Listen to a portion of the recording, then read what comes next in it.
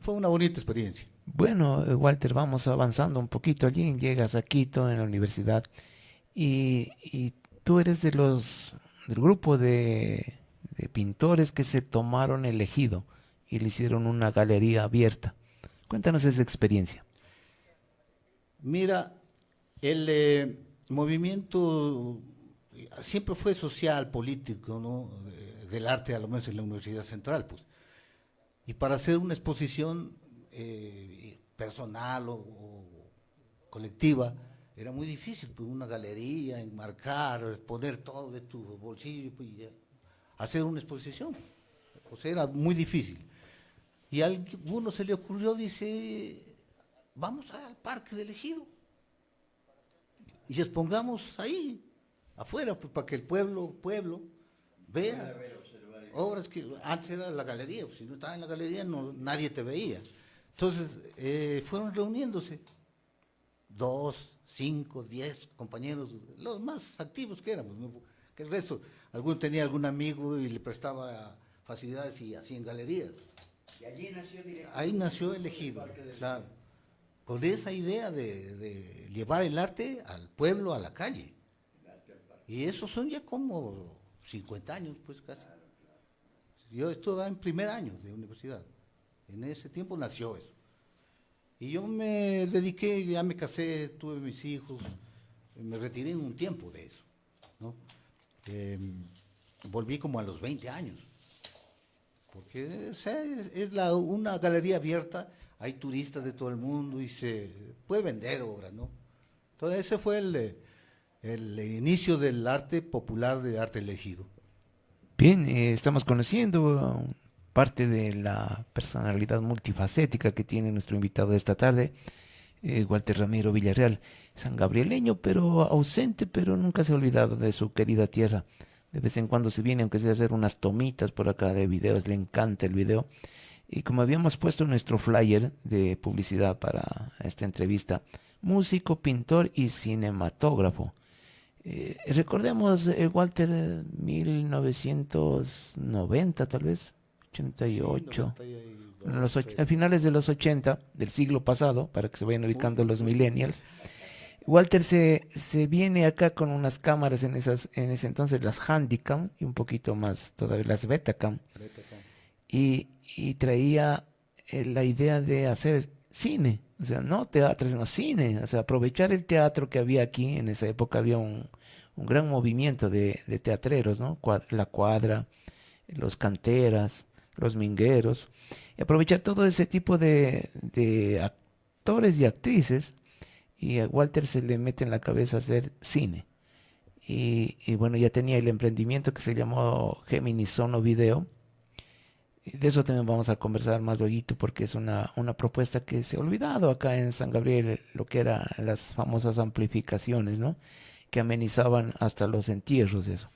Entonces, Walter viene con la idea de hacer cine y lo hace en una recopilación de leyendas y costumbres de acá de nuestro pueblo con actrices. Justamente hace unos días atrás, en las fiestas de San Gabriel, hablábamos sobre las cosas que pasaron acá en San Gabriel y habíamos tomado ese punto, ¿no, don Edison? Géminis Sonovideo. Inclusive para don Edison y para Carlitos era algo novedoso, decían, nosotros no nos acordamos. Entonces les decía, claro, como no eran fanáticos del Betamax y del VHS, Walter fue el pionero en ponerse acá un Starbucks, así se llama en las grandes ciudades, ¿no?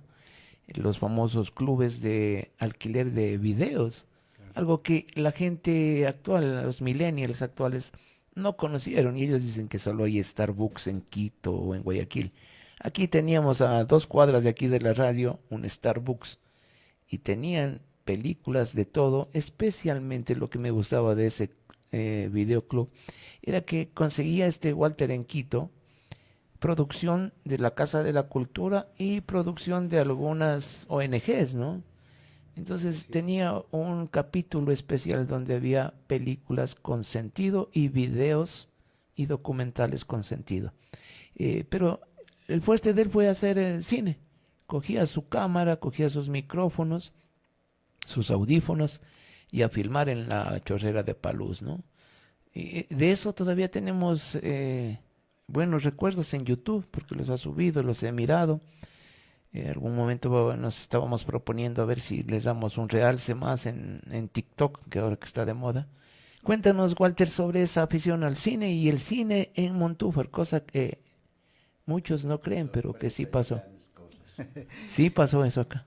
Cuéntanos, Siempre Walter. creo que soy un poco loco, pero loco cuerdo, ¿no? Porque a través de lo que hacemos siempre tratamos de decir algo, ¿no? No la novelería ni tratar de ganar algo siempre.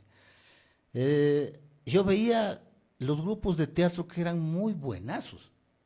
Hablamos de grupo de Edgar Marcillo, Los Mingueros, Cantera del Pueblo, con los Wambras Caicedos.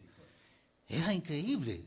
Y yo le decía, eso debe captárselo y retenerlo, porque iba poco público. Veían, siempre decían que perdían los programas porque no iba mucho público, ¿no? Y eran unas obras, pero excelentísimas. Entonces yo decidí, filmémosla. Primero la filmamos en el teatro, ¿no? Ya sabes, cámara quieta y nada más. Y algún rato se me ocurrió, digo, salgamos afuera. Aquí tenemos los lugares donde sucedieron las historias, donde se las creó, se las revivieron. Vamos a ver. Y no faltan los locos, vamos a hacer esto, vamos a hacer esto otro. Y ta. Me acuerdo, por ejemplo, con Los Mingueros. Y hacíamos Huaqueros, era una serie, ¿no? Un pequeño corto. Y había que picarla, el hueco, pues, para sacar el entierro. Y todo se daba, ¿no? La oscuridad, los ladridos del perro. Le botaba por ahí una cerilla de los cueteritos. Y parecía que mágicamente aparecía la figura, el entierro y desaparecía. Todo, pero como haberlo pensado. Y era todo opcional. En ese momento nacía y lo filmábamos. Pero como fallaba la luz, fallaba el sonido, alguna cosa, repetíamos otra vez. Y yo de él es un traguito para pasar el frío en la noche, ¿no? Los ratos ya estaban chumados. Imagínate. Todos los actores ya no Claro, sabían 4 qué hacer. veces, 5 veces repitiendo lo mismo. Que falla la luz, que no se oye cualquier cosa. O sea, es que con chulla cámara, ¿qué puedes hacer? Pues no. Claro, no se puede. Entonces, se le filmamos. Y ir a ver cómo está. Otra vez a salir a hacer de nuevo. Increíble, pero después la armaba, pues, ¿no? Cogía los pedacitos buenos y lo iba editándole. Claro, editando. ¿Eso hiciste? ¿Eso hiciste? Le digo, eso hicieron ustedes, yo lo filmé, ¿no? Increíble, bueno, qué son bueno. bonitas cosas. Y una cosa que, ¿quieres decir algo? Dime nomás. Ah, no, sí, o sea, que eso queda como respuesta a muchos que decían, ¿se hizo cine aquí en San Gabriel? Les digo, sí, sí se hizo. Muy poco difundido en esa época, pero tocará retomar lo que está en YouTube y darle una promoción, ¿no? Es Claro, lo interesante. podemos compartir eso y solamente copiándolo como está sería magnífico. Pero hoy se le puede, o sea, mejorarlo. Porque hay muchos adelantos. Como decía Willy, era una cámara que pesada solita. No la podías bajar abajo para hacer una toma que está volando. Oye, el celular tú lo colocas ahí y te vuela, la desapareces, lo haces lo que quieras. Mira, por ejemplo, había la historia que sucedía en el río, por ejemplo, arriba, ¿no? Ya. Y esa misma historia terminaba ahí mismo. Entonces yo tenía que filmar el inicio y el final. Y me acuerdo, Gustavo Banda dice, ¿y por qué filmas? Dice el final, si estamos recién haciendo el principio. Le digo, ¿y cómo te traigo a todo el equipo otra vez aquí para filmar? Una vez vamos Claro, de una vez hacíamos el principio y el final. Pero imagínate editar eso, ¿no? Repetir otra vez todito lo que estaba al principio y volverlo a poner el final. O sea, era bien difícil, pero lo hacíamos, ¿no? Entonces, ojalá se lo pueda arreglar, recuperarlo totalmente, porque lo que he hecho es unas pequeñitas cápsulas tragables para el internet, pues, ¿no? Pero se lo puede recuperar en la forma como lo ideamos al principio. Y para editar 2 Betamax, ¿no? Corte, pausa, corte, pausa.